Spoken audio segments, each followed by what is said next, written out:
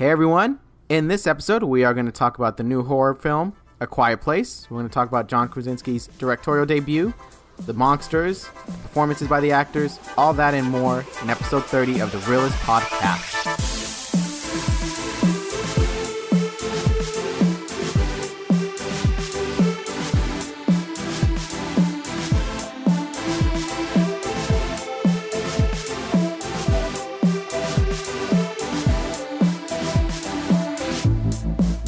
Team Reel-ists, thanks for listening to this episode. I am Oscar. I'm Donnie. And we have our producer Ruben. Cardi B is also in here. Okay.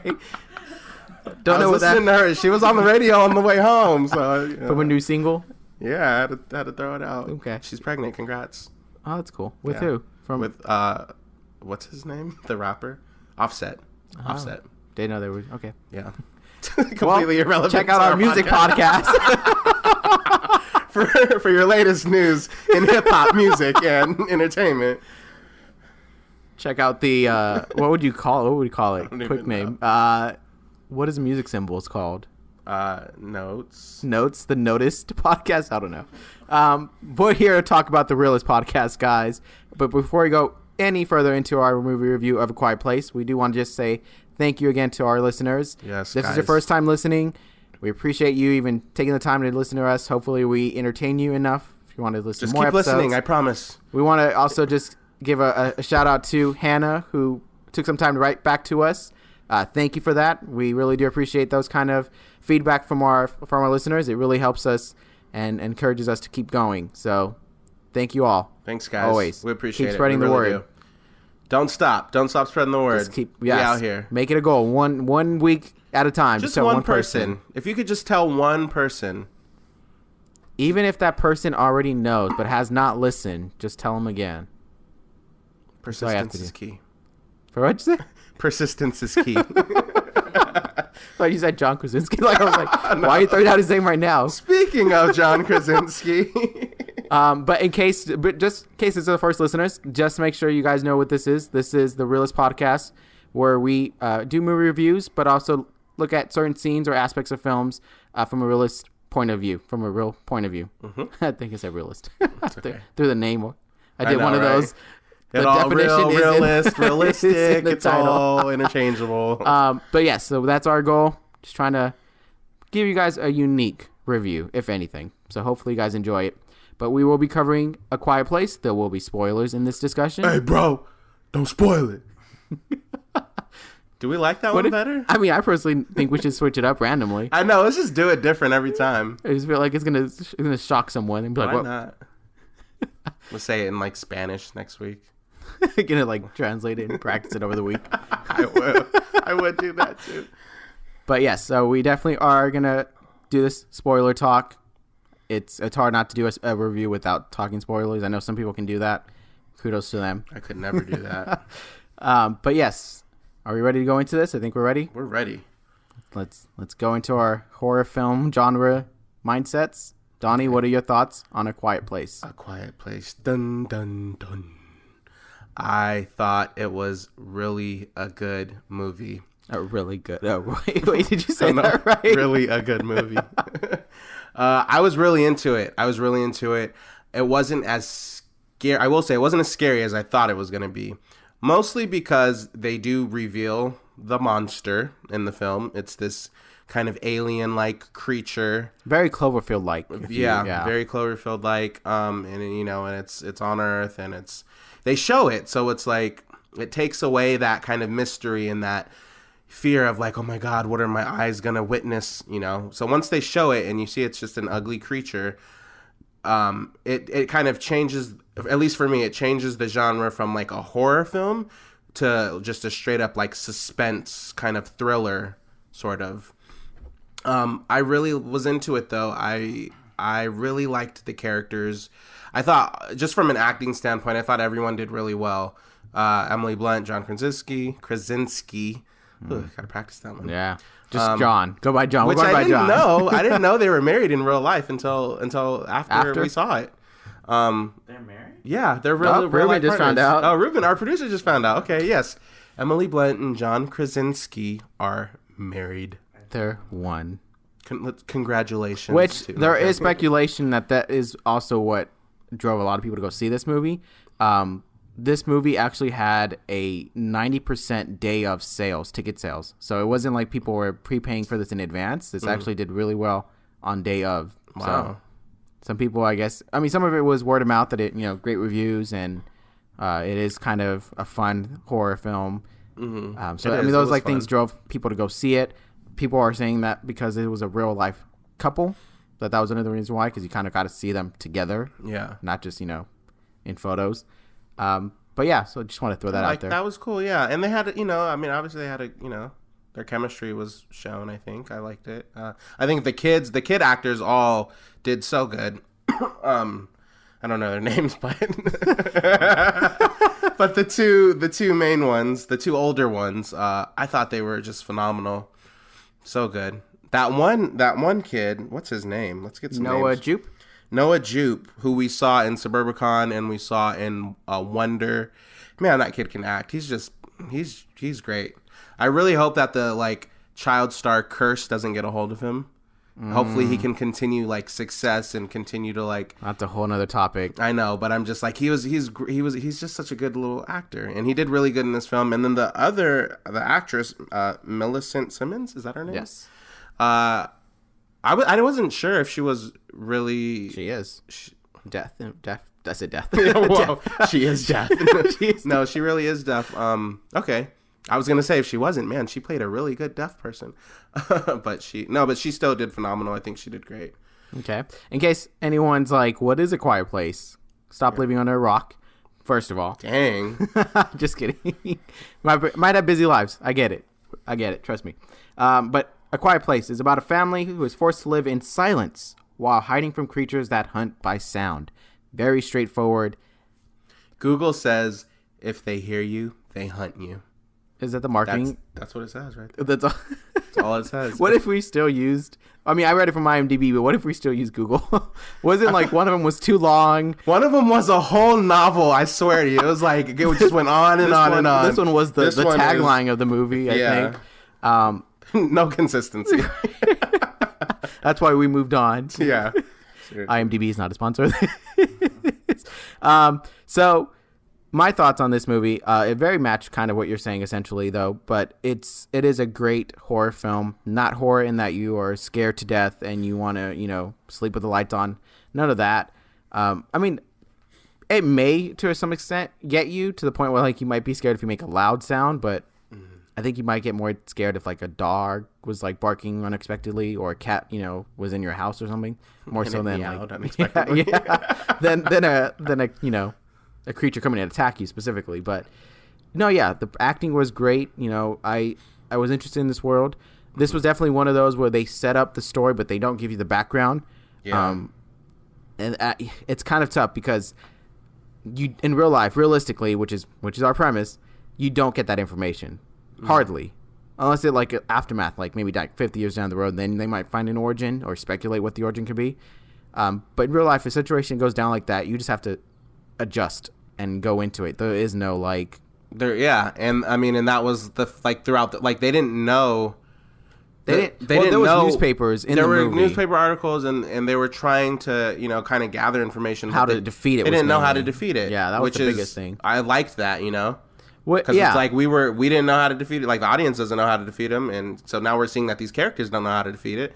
So we're okay, well, we're kind of all in the same boat. How are we going to figure this one out? Absolutely. It's one for sure where, it depends on what the story is trying to tell you. And this one isn't one where it's trying to give you the sci-fi world of this is where these monsters come from and all that. I know that some people that do want that, you don't get that in this. I think the only information you find is what you learned with the characters as they try to find their weakness, which they end up doing. But yeah, it's definitely one that I won't fault it for not giving us background information on these aliens because this was more of a survival story. I think that brings up a good point too. Like you said, some people would have wanted more, would have wanted an origin, where did these creatures come from? Why did they come to Earth? Blah, blah, blah. But I think if they would have done all that possibly would have just turned this into a science fiction film. Yeah. Whereas I think with horror, one of the biggest things about horror is like, or at least for me, I think it's like less is more, and what we don't know is kind of what keeps us up at night, and what we don't see is kind of what petrifies us. And if you do kind of like track your horror films, your top monster movies, or creatures, whatever you want to say, a lot of them don't have an origin. A lot of them are more of like they just got to Earth. They got to this place that the characters that were in. So. Can I just throw out? You made me think of It Follows. Oh my god, that one didn't have we don't know where anything about that. Just origin. That you have to pass it along to someone else, or it comes back to kill you. STD. You just gotta pass it along. That was. Wasn't that like the underlying? kind of right. That was like the underlying theme, right? Yeah, like you had to sleep with someone to pass it along. Have you not seen It Follows, Riffin? Oh yeah, you gotta watch that one. That's a trippy movie. It's trippy, but not like it's scary. It's just like the idea of someone constantly walking behind you. It's kind of scary. I kind of stay sometimes at night. It kind of jumps into my mind. Okay, well, this is a quiet place. Okay, yeah, let's stay focused. Let's stay focused. Maybe I think we have a real rewind though possibility. All right. On October month. But yes, so we don't normally get background in monster movies, and I think that works well in this favor because it is, as I said, is a survival movie. Mm-hmm. So you really just want to see how these characters survive. I enjoyed that for that reason. I love that it was a small family. Mm-hmm. I was glad that they didn't find like random friends and they made this, can you trust people kind of situation. And that kind of movie. And this family was very smart, or at least they set up their place smartly. Like they made sure that where they were staying at was as soundproof as possible in a place. Yeah. They lived next to water to get food, or like a river. So they were smart. They were smart in how they set up their adjusted new home. Mm-hmm. I'm sure. Yeah. I mean, they had no choice. It was either that or die. So yeah, they just had to. They had to be on top of everything. Yeah, absolutely. And the kids didn't really get a chance to be a kid. They were more of. I know. I was thinking that made me really sad. I can't imagine, you're a child, when you're a child, you want to run and play and laugh and jump and scream for no reason, just, you want to make noise and have fun, and it's basically, their childhoods were basically taken. By this monster. And you have to, pretty much grow up real fast. I mean, that's the true meaning of this podcast. There's not a podcast of this episode. Dang. To grow up real fast. No, but yeah, absolutely. Those kids, what they played with. Yeah, they had board games and they were still able to interact with each other in sign language. So I mean, it's not like they couldn't communicate at all. They did learn that, but that not every family learned sign language. So that was and I mean, because they only really knew sign language. I wonder because their daughter was deaf. If their daughter wasn't deaf. I mean, they probably wouldn't have not learned sign language. Thankfully and it kind of, with that whole thing about, okay, maybe I'll bring that up later in the episode because I don't want to jump to the end. Oh. So I'll bring it up later. Go ahead. All right. Well, I mean, the things I wanted to ask you specifically in this movie was, what did you think of the creature? I know you said a little bit because it was revealed early, but do you think that the creature still can have been terrifying in a different way? Do you think that it failed to make the creature scary? Because I know obviously you're more scared of the situation, but they really didn't, at least for me, they really didn't bring up this creature that would scare me. To me, it's just you can avoid it. This wasn't It Follows where it's going for you. Or Freddy Krueger or Jason where they're coming for you. This was definitely more of it's if you hide well enough, you can. This is just a lion being in your area or something like that. So I mean, what are your thoughts? Do you think was that a bad thing that this creature wasn't scary necessarily for you? Because especially you saw who it is, you saw it early, you kind of got comfortable with it. Yeah, I think because we saw it enough, it kept kind of exposing it to us, and we kept seeing it. So as every time I saw it, I was just oh, here we go, this creature again. Not like I'm tired of seeing the creature, but it wasn't it wasn't shocking me or scaring me. And like you said, it is very much different from It Follows or any other kind of demon or monster that specifically comes for you. This one, it was coming for anybody. So that anybody that made a sound. Huh? Anybody that made a sound. Anybody or anything that made a sound. Even, an animal that made a sound. It's coming from the animal. So okay, if you play your cards right, and you don't make a sound and you don't move, you'll be fine. So I think that kind of took away, and that doesn't take away from the movie. It just takes away from, like, the scare factor, at least for me. Yeah. No, absolutely. And I'm right there with you. Like, what I was getting scared of was the suspense. Was more of, will this person get out of it? Mm-hmm. Specifically, the wife, Emily Blunt's character, who was pregnant. And that was such a smart move in terms of wanting to keep your audience captivated and in suspension. That was genius, because we all know when women are pregnant and they give birth, it is very painful. A lot of times they're screaming. So even before she started having contractions and going into labor, I knew at some point she's going to be in a lot of pain. She's going to want to be screaming because she's trying to birth this baby. So what's she going to do? And then after she gives birth, the baby's going to come out crying. How are they going to, like, stop that baby from crying? What are they going to do? Like, my mind was, that was, like, the thing that put me on the edge the most, was the pregnancy and the baby. I feel like if you had taken that away, I wouldn't have been... It would have been another damsel in distress situation. It wouldn't have been that. But because they pad that... Because you want her to survive, because you want the baby to live. And then you're like, well, what... You don't know. So then I was getting scared. I was like... Well, she sacrificed herself for the baby. Would the dad find him in time? Or I was like... Yeah. Because, I don't want to talk about it anymore. No, but honestly, one of the thoughts that really went through my mind was I didn't know if they were gonna like let the baby live or not. Like, I didn't know if they were... That was a soft whisper, like, you didn't want anyone to hear that. I didn't know if they were gonna, like, decide to, like, kill the baby. It was PG-13, so there was some indications that maybe not. Yeah, but... Because killing a baby is, like, automatic rated. They weren't gonna, like, show it on screen. They could have still did it, and it still could have been PG-13. I think PG-13 could have been implied. Would have been like a stillborn or something along those lines, where it didn't make it in that sense. Yeah. But I don't think a baby being... The assumption that it was eaten by the monster, or that they were gonna try to, like, keep it quiet, but in the process accidentally, like, kill it. That would have been it. But yeah, that would have gone rated R. Had those little things. I think maybe that's actually I like how it's going into the next segment though. Do you think the PG-13 rating was good enough? Do you feel like maybe the rated R, with possibility of doing those kinds of things that we just talked about, or maybe the creatures being more violent or gruesome, maybe those kinds of things could have made you more scared of them? Do you feel like PG-13 played it safe and prevented the movie from being maybe a one step better?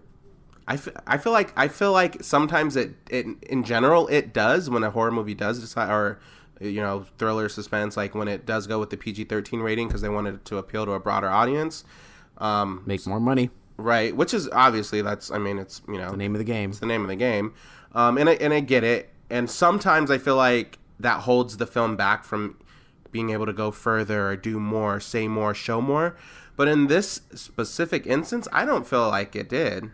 Like, okay. I feel like if it was more gruesome or more, shocking or horrifying to watch, I don't know if that necessarily would have added anything to the experience for me. Like, I feel like I got a good experience with this film. And I feel like I read it, there was an article, and it said something along the lines of, I don't know if it was a producer or somebody on the film, but they said it was fun to watch A Quiet Place play every audience like a fool, in the sense that it kept, like, and what I was kind of saying, like, it was captivating, and it was keeping us on the edge of our seats and keeping us suspended, and, like, what's the word? I'm having a brain malfunction. It accomplished, couldn't get that word out. It accomplished those things. It kept the audience engaged. It kept all of us holding our breaths, or covering our ears because we knew a sound was coming, or even the characters themselves, like, with the baby and the pregnancy, like, it kept me thinking about those things, or the deaf girl, and it made me think, like, oh, she can't hear, and there's, like, the creature is right behind her and she can't hear it. She can't hear anything. Like, I feel like this film did all those things, and it didn't need to get an R rating, and it didn't need to be more gruesome or more exposing to like better the film. And I don't think so. Okay. I know, I'm right there with you. I think all that varies on what they wanted to do. And I don't think this was a movie that was intended to get you scared from the creature. I don't think that's what they wanted to do. They obviously had to make it look scary. They weren't going to make it look like a dog where you want to love it. You know, love it. I don't know what that is. You want to love it and hug it is what I'm trying to say.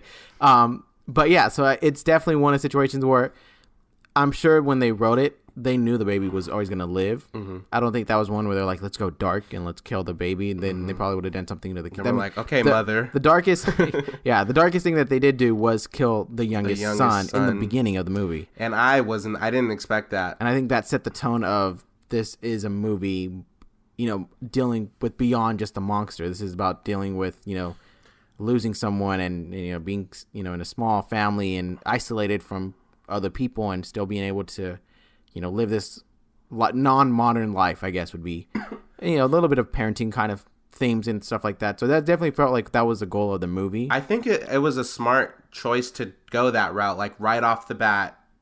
And I mean, the creature it was their youngest child, sweet little innocent little boy. I think it was a good move because I think as we're watching it kind of like says, okay, like nothing's off limits here, even though it's a PG-13 movie still, but right. It kind of sets the tone. Like even the youngest, smallest, most innocent child can die. And the way, and I think the way it died too also showed that the way he died, the way I just said it, the way he died. I think it showed. I think kind of played into like this isn't about the monster. Like the monster was a secondary character in a good way. Mm-hmm. So I think my understanding is the way the movie was like written and the way I came up with the idea of it wasn't about like let's come up with a creature that's going to scare the bejeebies out of every single person. This is more of like let's put a family in a situation that, you know, will make you think or make you react in a specific way. Given that it is a horror film, I do want to ask this, which is part of our podcast here, realism. Mm-hmm. Now, there are some things, I don't know if you picked up that you're kind of like, well, why didn't they just do this? Or why didn't they do that? I think the first thing that comes to mind was living next to the water because it's so loud you can make your sound. As soon as so John Krasinski took his son to the water, they were going to fish or something, and and he was like, you know, kind of showing the son like it's fine, small sounds are okay here because the water is such a larger sound, so as long as you make smaller sounds, it's fine. So I was like, as soon as he was explaining that, he was signing this to him, I was like, then why wouldn't you guys just go live on the riverbank or go like try to be by the water as much as you can? And I get it. Especially for her pregnancy, especially for her pregnancy, because you know she's going to be screaming in pain and agony. To scream, yeah. And that baby's going to be crying. It would just make sense. It's like a kind of I'm sorry, guys. My words, I can't get them out tonight. It's I'm trying to say like when one solution fix all the problems. What's that called? There's like a phrase for it. When two birds knock one stone. Kind of like that. Kind of yeah. Like two birds, one stone. Like you would have accomplished both of those things. Your wife's taken care of. Your baby's taken care of. You're all safe. Definitely more than two things, but you kind of four or five things, whatever. Five birds, one stone. 5 birds, one stone. But 5 stones, one river. You would have been solid. So I was like, why wouldn't they do that? And I think the other one, that kind of, or why didn't we see any? Okay, go ahead. Sorry. The other one that comes to mind, the leading up to the question though was this youngest son being in the back. And the kids being in the back and the parents being in the front. Man, don't even get me started. Go ahead. Say what you got to say. So the question I want to just ask you was... Whose fault was it? No. Okay, that's the question I want to ask, but go ahead. The question I want to just really get out is, do you feel that these things that feel more unrealistic, or I feel like it definitely is something that was put in there for the sake of making it a horror film, did that impact you when you were watching this? I mean, like those situations, at that point, did you go like, why did they do that? Well, now the characters are dumb, therefore this movie is dumb. Like some things that can take you out sometimes. Right. Did anything in the movie do that? Yeah, I definitely had the moments like that water river moment, or in the beginning when the youngest son was trailing in the back. I had those in the moment. I was like, why would you do that, or why wouldn't you just do this? But it didn't take me out of the movie. I know, I get what you're saying. There are some scenes where you're like, okay, you kind of throw your hands up and you're like, I'm done. That this is stupid. It doesn't make sense. Yeah. But I don't feel like those scenes did that. I was still in it. I just felt like And I was like, even with the whole river, why wouldn't they go live on the river? I was like, well, but, maybe it gets really cold at night. It's by the water. Or, maybe they, who knows? Maybe they're afraid to leave their house. Maybe they feel like, the water will attract the creatures. Right. Who knows? We don't know. We're only just kind of going off what we see. Or the old man who gave up and risked the dad and the son. Like, those things that's just like, I understand. I hated that part. I understand that there are some things that, needs to give us a So that man, his wife had been killed. Yes. Right? So John Krasinski and the son, they're like going through the forest and they come across him. And John Krasinski's like, shh, don't make a sound. Don't say anything, please. And the guy looks him dead in the eye and screams, putting all of them in danger. I'm sorry, but I have no sympathy when that old man died. I don't. Because I feel like... I don't think you should have. I mean, I get your wife died. I get it. And you're heartbroken and you probably just want to die yourself. I get it. But you are like putting like this innocent father and his son in danger because you can't control your grief for like 20 more seconds or something. Like, right. No. I had no sympathy. Absolutely. I just want to throw that out there. So that's I just wanted to ask that question. Can I ask the question? Can I ask the question I want to ask? Oh, turning it around. All right. So in the beginning, are you gonna ask, is it whose fault was it? God created man. No. What I was gonna say is in the beginning. Yeah, I was gonna ask you whose fault it was. Let me ask the question. Jeez, for the listeners. You did ask. Let me lead it up. You did ask. Well, you threw it out there, so it's like no point in like backtracking on it. So they were all like leaving this store, and the youngest, smallest boy was trailing in the back. They were all walking in a line, and this boy had wanted this like rocket ship thing that he saw in a store, and his dad said no because it's too loud and it had batteries and it lit up and made sounds. And the dad said no, and he put it down on the table, and he said, "Let's go." And he walked away, and then the deaf sister turns around and the parents are just booking it forward. Sister gives that little boy the toy. Without the batteries. And then the little boy, he's the last one there. He sees the batteries. He grabs the batteries and he has the toy. So while they're walking in a line, he inserts the batteries, and then the sounds go off, and that's how he gets taken by these creatures. So I was upset because I feel like the parents were way in front and the three kids were just trailing behind, and the youngest one... Well, two of them. The youngest one. Oh, yeah. Sorry. That's right. The dad was carrying one of them. But I feel like... I don't want to play the blame game here.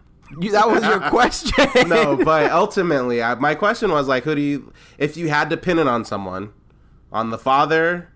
Can I go with the daughter, cop out and say the son? The youngest son himself?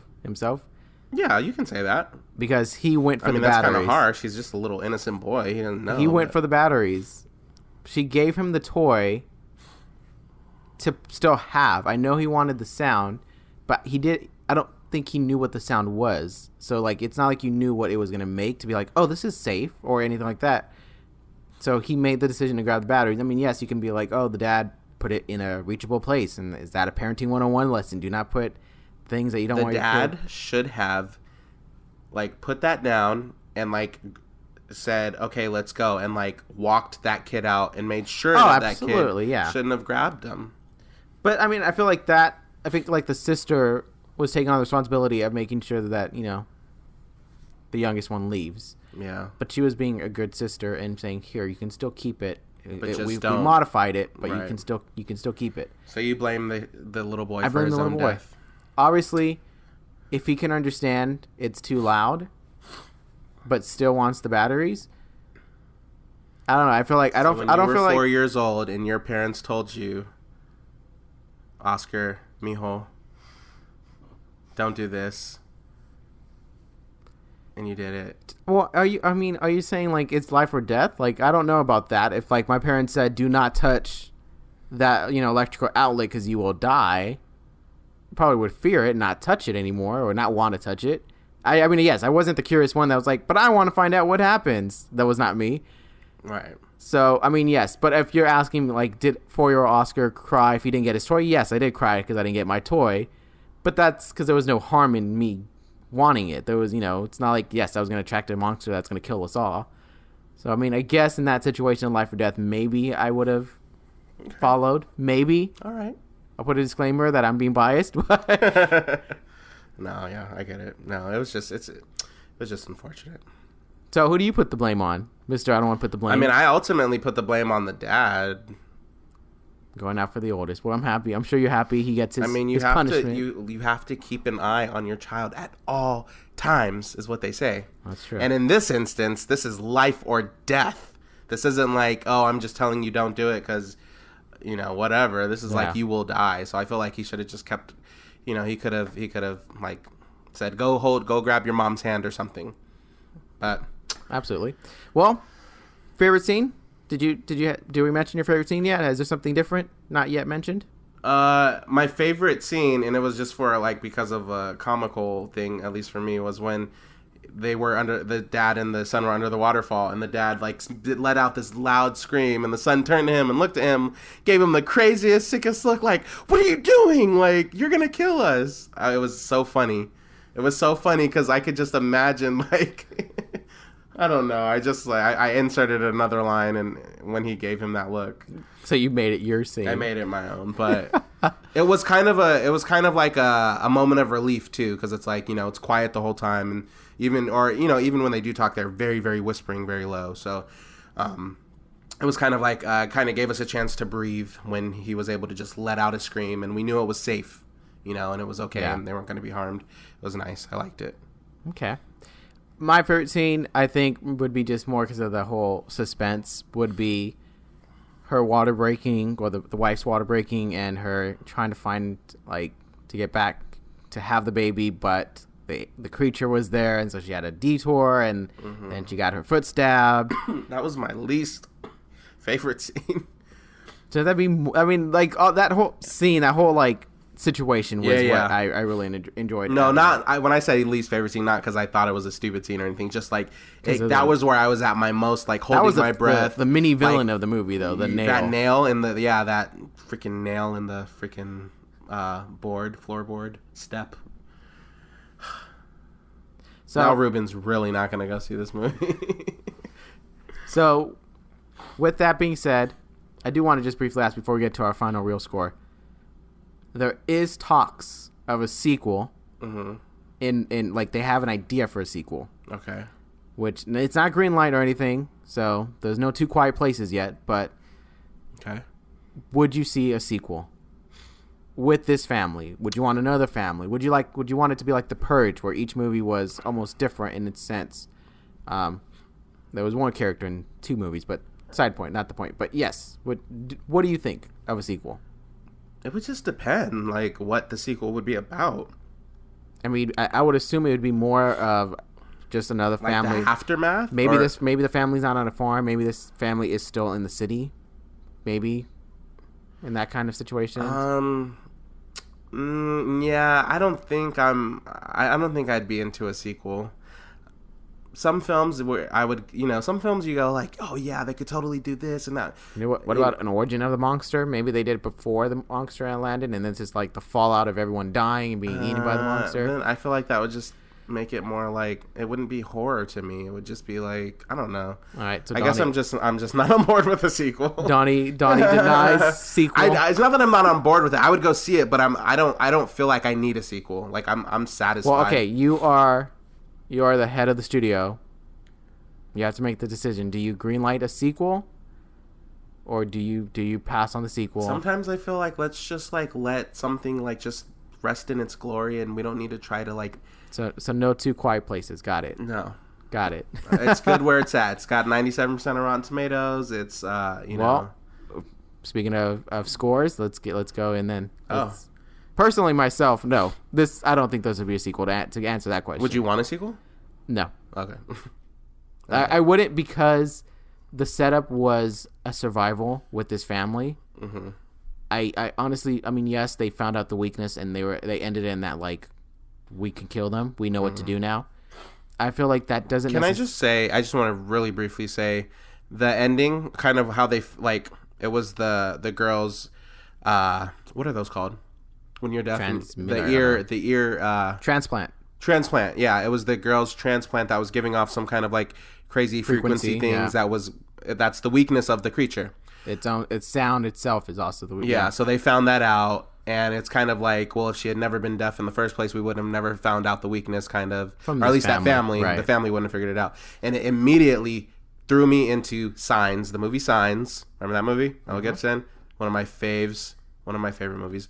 And it's because it was kind of the same thing, like kind of magical in nature, like how it's like, if this wouldn't happen, then that wouldn't happen, and we wouldn't get to where we're at now. So it was like in Signs at the end, like the boy had asthma, so like at the end of the movie, one of the aliens tried to like inject this like fume going into the boy's like body to try to kill him or something, but because he had asthma, he survived, and because the little girl had this weird kind of tic about drinking water, and she didn't like to finish cups of water, there were glasses of water all over the house, and they found out that water was the weakness. So it was kind of like, it kind of all came full circle, and we, you know, it was like, oh, it was destined to be kind of thing. So that's kind of like where, like this movie, it was kind of like, oh, you know, she was deaf, and because she was deaf and because she had an earpiece, and we found out at the end, too late because the brother and the father died, but we still found out that's what their weakness was. So kind of just throw that. It just really made me think of that movie. Speaking, I don't want to lose this. I almost lost this. Do you think this was a great start for John Krasinski as a director? I mean, if you, I'm not wanting to only focus on like the critics and the reviews, but I mean, if you just look at the reviews and the critics and the scores, obviously, I mean, people are eating it up, and he's, getting a lot of kudos right now, and I think. Well, I mean, yeah, but that's what I'm saying. Like, did the movie, when you were watching it, did it pull you into the story enough that you wanted to see the end of it? Like, did you feel like the ending was a good ending? Do you feel like it kind of ended in a, it was a little abrupt? Yeah, or, just things like that where, from a great director, you feel like you got a complete story. I feel like obviously there was so much information that we didn't get. Right. But like I always say, less is more. And I feel like even the way it ended, we didn't see them like defeating all the creatures, but we found out that they figured out the weakness. And, it was kind of like, they were going to... Emily did this little Emily Blunt, sorry. I'm like Emily like I know her. The daughter kind of like put her earpiece to like this loudspeaker, and Emily Blunt gave her a nod like, you know what to do, and kind of cocked her gun, and that was it. And I thought it ended it in such a like kind of like badass way.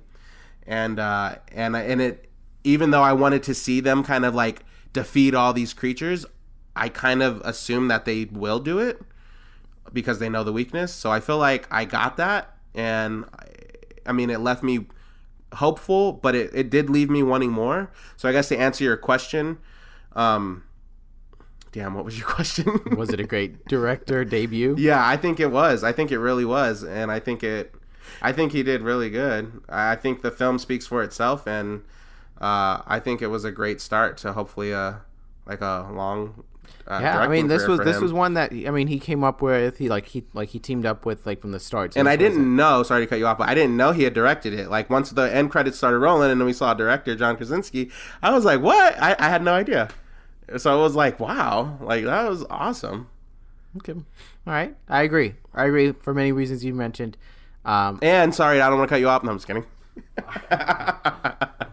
That was not. Just kidding. You just lost followers because they're like, he's annoying. Oh my gosh. He doesn't. If I lost followers, then you lost followers a long time ago. Ouch, roasting. All right. So, but I do agree with you. I feel like it was a great directorial debut. I feel like he definitely provided a story. It was a very close story. I know that there's a lot of things you can explore in this world. And that's a good thing, in my opinion, when you can pull someone into this universe, and if you're curious enough, you want to expand more. Maybe you can use your own imagination to fill in those gaps. But it did pull you in with this family, and you did enjoy this family, and you do leave them in a positive way that is encouraging. It wasn't like, well, they all died. Well, that's depressing. There was no point in watching all that. So I do agree with you. What is your real score, given all that we said? I really want to go see this movie again. That's not a score, Donnie. Is that a factor in your score? Rewatchability. Yeah. Yeah, I think it's rewatchable. Like I just said, I want to watch it again, so I guess so. I think I'm going to give it a 4 out of 5 reels.